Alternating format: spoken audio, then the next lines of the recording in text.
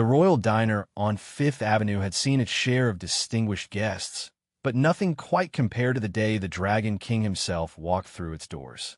His crimson scales shimmered under the fluorescent lights, his massive frame somehow fitting through the doorway with practiced ease. Behind him came his entourage, advisors, guards, and finally, a young man with similar scaled features who moved silently, his golden eyes scanning the room with quiet observation. This was Prince Kale, the heir to the Dragon Kingdom, and Mira had noticed something everyone else seemed to miss. He couldn't speak. She'd been working at the diner for 3 years, long enough to read people like menus. When the royal party sat down, every staff member scrambled to attend them. The Dragon King demanded attention. His voice boomed across the restaurant. His claws drummed impatiently on the table. His advisors laughed nervously at his jokes. But Kale? He sat silently, pointing at items on the menu, his expression patient but increasingly distant as the meal progressed. Mira watched as servers spoke past him, directing all conversation toward his father. When Kale tried to gesture for more water, a server ignored him, waiting for the Dragon King to repeat the request.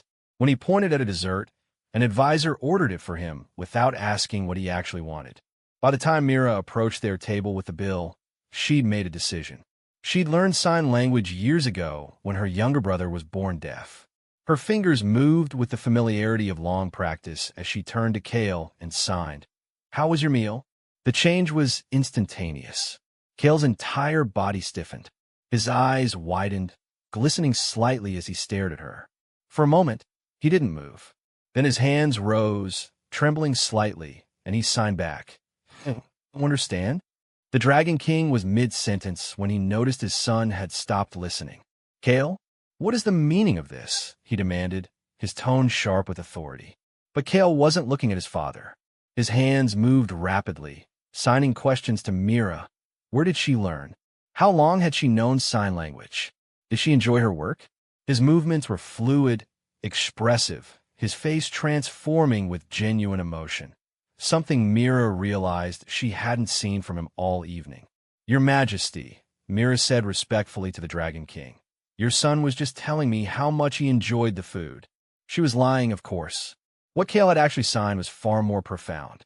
He'd expressed how lonely it felt to be ignored in rooms full of people, how his voice, though silent, had so much to say. He'd thanked her for seeing him. The Dragon King's expression hardened. "Kale can read lips. He doesn't need."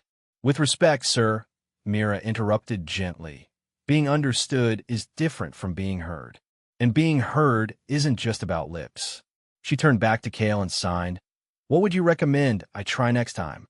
For the next 10 minutes, Kale engaged with her entirely in sign language, recommending dishes, asking about her family, sharing observations about the diner with a sense of humor that made her smile.